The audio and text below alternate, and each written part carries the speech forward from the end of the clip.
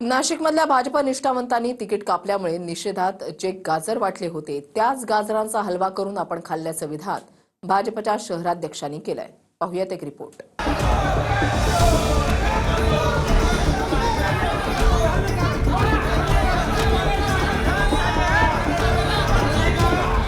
डावलल्या गेलेल्या निष्ठावंतांच्या जखमांवर भुंकर घालण्याचं दूरच, मात्र त्यांच्याच जखमांवर अजून मीठ चोळण्याचं काम सध्या नाशिक भाजपात सुरू आहे।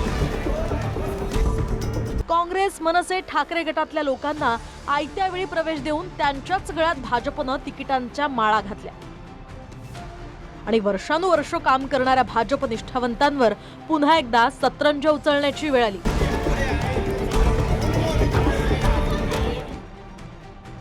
त्याविरोधात ज्या भाजप कार्यकर्त्यांनी शहराध्यक्ष सुनील केदार यांना गाजर देण्याचं आंदोलन केलं होतं, तो वाद मिटल्यानंतर पत्रकारांनी तुम्हाला गाजर देणाऱ्या कार्यकर्त्यांचं पुढे काय झालं याबद्दलचा प्रश्न विचारला।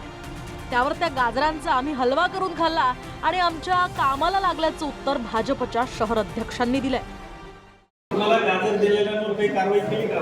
त्याचा आम्ही गाजराचा हलवा करून खाल्ला।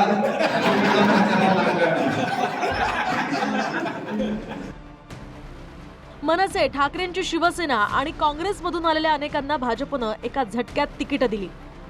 त्याविरोधात संताप व्यक्त करून गाजर दाखवणाऱ्या भाजप कार्यकर्त्यांची अप्रत्यक्षपणे भाजपच्याच शहराध्यक्षांनी खिल्ली उडवली आहे। चंदन पुजाधिकारी, TV9 मराठी, नाशिक।